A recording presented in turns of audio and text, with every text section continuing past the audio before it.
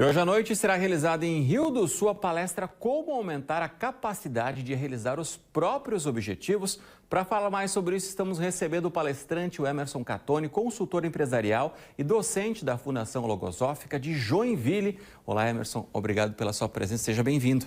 Bom dia a todos, obrigado pela oportunidade. A palestra, então, é hoje e é muito importante a gente esclarecer que é de graça, né? Isso mesmo, é uma atividade gratuita de divulgação da Logosofia.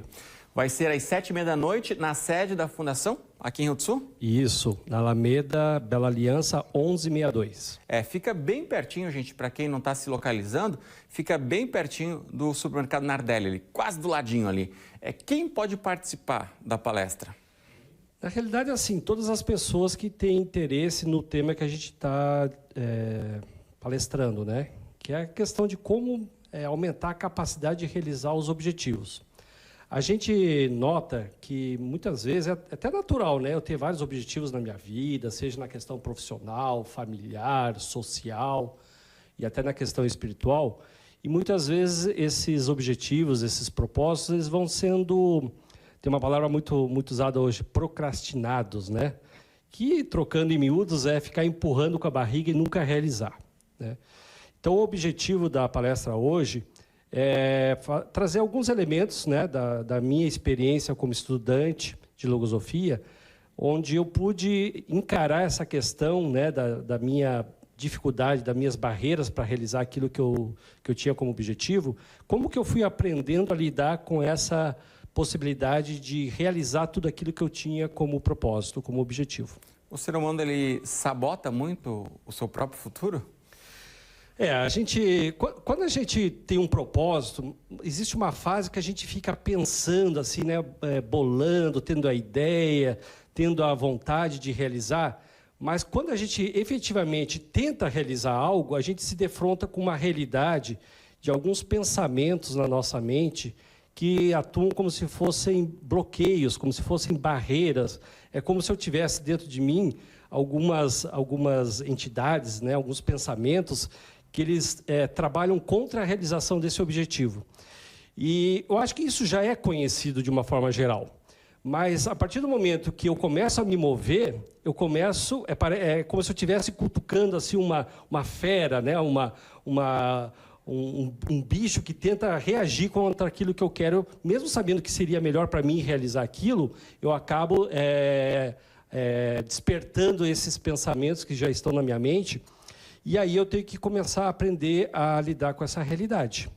Então, a logosofia, ela tem como objetivo fazer com que a gente conheça essa realidade, que a gente chama de realidade interna, né? Nesse meu mundo interno, né? Que ele existe independente de eu conhecer ele ou não, eu começo a me defrontar com pensamentos tanto positivos, com virtudes que eu já tenho, mas também existem, dentro da minha realidade interna, algumas deficiências que a gente chama de deficiências psicológicas. E é muito interessante que, enquanto eu não estou querendo mudar como ser humano, como pessoa, querendo evoluir, esses pensamentos é como se eu tivesse feras na minha mente, mas eles estão lá no cantinho deles. A partir do momento que eu tento realizar algo, eu vou lá e cutuco eles e eles começam a reagir contra a realização desses meus objetivos. A logosofia, eu ganhei um livro acho que foi ano passado, em um bate-papo que a gente teve aqui no JR, e eu acabei lendo esse livro, e falava muito sobre esse aperfeiçoamento do ser humano, né? É sobre isso que trata? A logosofia ela foi criada em 1930 por um pensador humanista chamado Carlos Bernardo González Pecotti. Na Argentina, né? Na Argentina, né? E ele criou essa ciência justamente porque ele tinha uma proposta diferente. Então, assim, nós que estudamos logosofia, né, nós temos uma concepção de que há uma evolução, né? A humanidade está evoluindo em alguns aspectos, parece que outros estão parados e parece que alguns estão até regredindo, como essa questão moral, por exemplo, parece que há uma regressão. Mas, assim, a humanidade ela realiza um processo de evolução que a gente chama inconsciente. O que é isso? As pessoas nascem, vão vivendo as diversas alternativas da vida, mas elas é como se estivessem tentando fazer o melhor possível, mas num processo de tentativa e erro. Então, tenta fazer, às vezes erra, às vezes não consegue aprender todos os elementos da experiência, de não ter conseguido realizar as coisas. Então, o processo de evolução inconsciente ele é meio demorado, né? E ele não permite que haja um avanço efetivo e mais rápido no aspecto evolutivo do ser humano, das pessoas. Já o processo de evolução consciente, que foi inaugurado com a questão da ciência logosófica, é um processo onde a pessoa ela começa, primeiro, a realizar um autoconhecimento, né? Então, assim, se eu quero mudar algo, eu tenho que conhecer esse algo. Se eu quero melhorar como ser humano, eu tenho que me conhecer como ser humano, né? E esse processo do autoconhecimento é como se eu estivesse me defrontando com a minha própria realidade. Porque eu posso também ter uma superestimação do que eu sou, quando eu acho que eu sou muito mais do que realmente eu sou, ou uma subestimação do que eu sou, quando eu acho que eu sou menos do que realmente eu sou. Então, nesse processo do autoconhecimento, que também, assim, desde a época lá dos filósofos gregos, né, foi lançado esse desafio, né, conhece-te a ti mesmo, né? Então, é algo que parece que a humanidade sabe que é importante, né, o autoconhecimento, mas a questão que surge é como fazer esse autoconhecimento. Então, a logosofia tem um método, né, que ensina a quem tem esse objetivo de se conhecer, né, a realizar esse processo do autoconhecimento. A partir do momento que eu me conheço, eu vou me defrontar com coisas positivas e coisas que eu posso melhorar, né? E nesse processo de autoconhecimento, daí eu elenco eu decido quais aspectos eu gostaria de melhorar. Eu vou te dar um exemplo prático, assim, para não ficar muito teórico, né? Por exemplo, eu comecei a estudar logosofia com 22 anos, então faz cerca de 20... Bastante tempo, então, né? Não parece, não te chamando de velho, né? Não parece, mas né, já faz cerca de 28, vai para 29 anos. Bastante tempo. Né?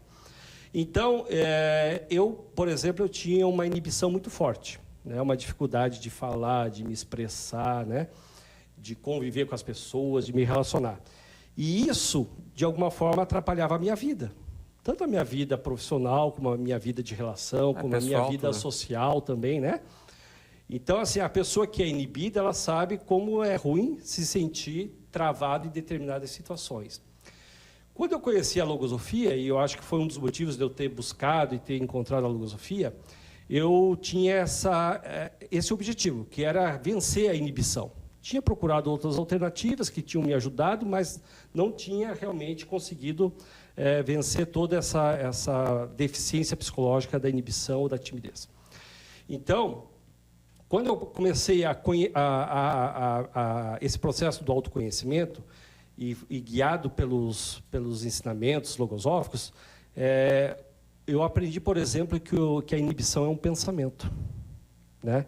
É um pensamento que toda vez que eu queria me manifestar o que eu pensava, o que eu queria fazer uma exposição, desde a época lá do colégio, depois profissionalmente, esse pensamento como se ele dominasse a minha mente, né?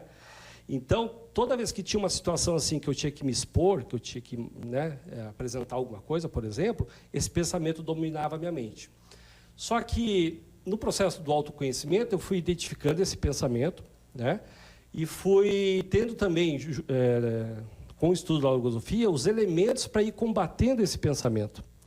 Eu comecei a diferenciar o que era o Emerson e o que era o pensamento da inibição. E esse processo é muito interessante, porque daí, por não confundir o ser com o pensamento, eu começo a combater o pensamento. É claro que não foi tão simples e tão rápido realizar esse processo, né, de me livrar da inibição, do pensamento da inibição.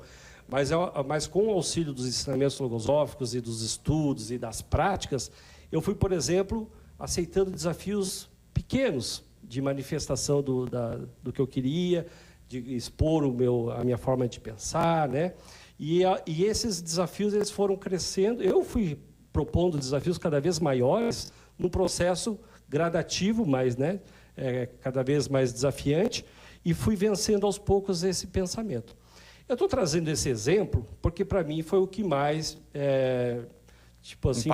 impactou na minha vida, né? Tanto que hoje eu atuo, né, como palestrante, como empresário, dou cursos, né, dou consultorias, né, eu sou consultor de empresas.